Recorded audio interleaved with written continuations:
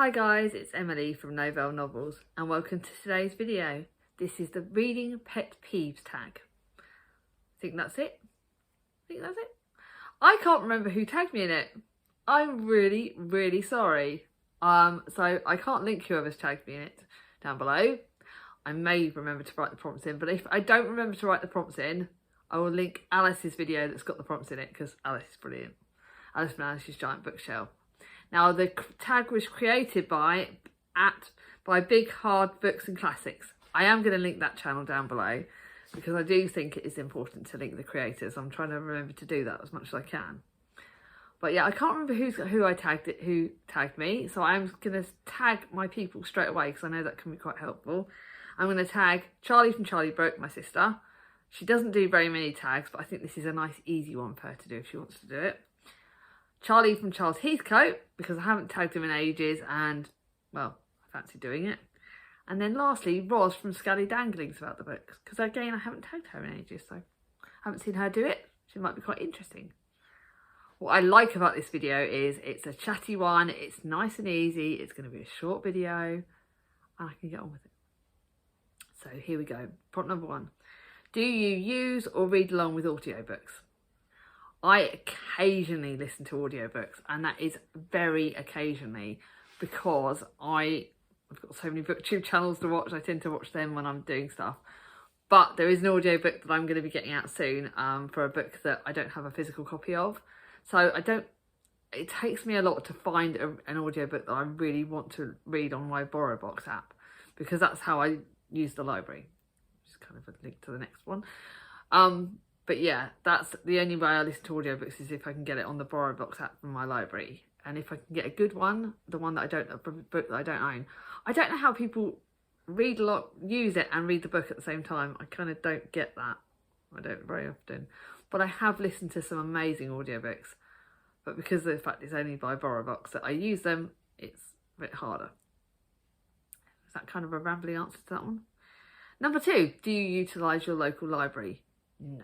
I own too many books to be able to go to the library. I can't justify myself borrowing a book from the library when I've got too many on my own shelves to use. So I don't use the library as in physically go there, but I do use the library for BorrowBox, or if I know that I'm going to be busy, I can sometimes get a Kindle book, get like a book on the like e-reader, ebook.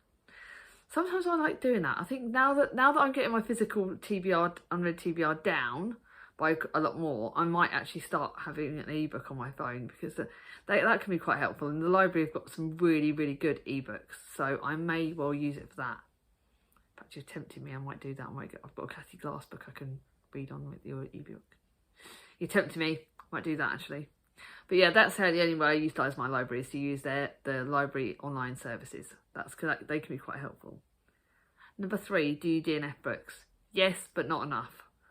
I am getting better at now knowing what books I'm going to like and what ones I don't. But I think for me, if I get to 20 or 30 pages in and it's not grasped me, I will DNF it. I don't tend to DNF books if I'm buddy reading them. I'll never DNF them. Or if I'm reading them for like read-alongs, I don't tend to DNF them very much. But I am getting better at doing that. So I still need to get a lot better, because sometimes I read a book and it's like meh. And I'm like, why have I wasted time? But if I get too far into a book and it's still not grabbing me, then I feel like I physically can't DNF it. It's really weird. Do you read multiple books at a time? You guys know me for that answer. Yes. Obviously Victober and read-alongs, I will read a lot more than that. But standardly, I will have at least three books on the go. But with Victober, I've got 1, 2, 3, 4, 5 on the go. 5 is slightly too many. For me, 3 is the perfect amount. 3 or 4 maximum is like the perfect amount. So if I can get it down to 3 or 4, it feels manageable. 5 or above and it feels way out of my hands. So I struggle with that. I think if it's classics, then, you know, I've got a bit more wiggle room, because then I'll read them certain days, I'll read a certain amount of pages. But yeah, I sometimes have too many books on the go. I think 5 is too many. Today, the day I'm filming this, I'm finishing one of them. And then I've got like less than that, but yeah. well and truly read 2 minutes at a time. If I have an audiobook or an ebook as well, it kind of shoots me right in the foot. Because it means I can't kind of get them all read. It just stresses me out for some reason. Number 5, do you make time or have specific time in your day devoted to reading? Well, I'm a mum with chronic pain, so I basically do reading in amongst everything. So because of the chronic pain, I will do some housework or some mummy jobs and then sit down and read and then do another bout, and I spoon basically myself, so it's like energy spoon. So I will do stuff and then I'll rest and read, and then I'll do another bit, rest and read. I always read in the evenings before bed. When I go to bed, I always have a set time then to reading. If I'm not giving Mia or Chris attention in the evening before bedtime, I'll read. And then it's in amongst the day whenever I get a chance. Whenever I get a chance where I'm not rushing around, I will read. It just basically is, that's how I read so much, is because of the chronic pain and I have to rest. So I use that reading time to rest. That's my sort of devoted time, I suppose. But yeah, specifically in the evenings, it's very important for me to read. Very, very important. Although, like I said, because of the fact that I'm trying to give Chris and the kids a bit more time, I am trying to read slightly less in the evenings so I can watch TV or do stuff with them. You know, it's what it is. Number 6, do you dog-ear books? Bloody hell, never.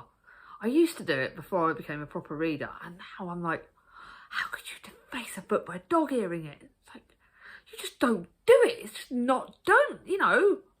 If I hear about anyone dog-earing a book, I go loopy. I have like my little bookmarks, so like in the Charlotte Bronte book, I've got that one. I've got, and on the floss book, I've got book, and I also have, all my bookmarks have to match the books. They cannot be like uncolour coordinated, so you can see like a white bookmark with that. That one's kind of, I should maybe have had a flowery bookmark, kind of annoyed at myself for that.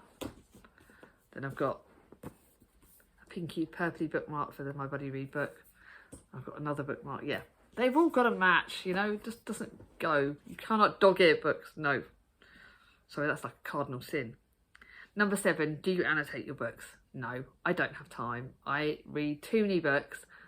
Sometimes if I'm reading a book and there's something that, like a special line or something, I've got like little sticky label thingies, and I might start doing that. I might start putting them in for specific like pages of where they've got good quotes, but I don't annotate. I can't write in the books. I cannot deface the book in dog-earing, annotating, anything like that. To me, it's defacing a book, and that is like a cardinal sin in my eyes. It just sets me crazy. And then the last one is, how do you feel about spoilers? Don't like spoilers. I think I watched an analysis video that a lot of classics have spoilers at the back. So I try not to read too much of the back of the classics because it does give too much away. And I can't do spoilers. Like with thrillers, I will barely read the back of the book because I don't want to know the spoilers.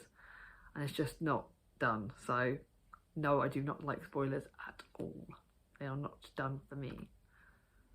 So this was a short but sweet video, which you're all going to enjoy because I've got some longer videos coming up. Sorry guys. But if you like this video, give it a thumbs up. If you're new to my channel and not subscribed yet, ring on my ding-a-ling, and I'll see you all soon. Bye bye.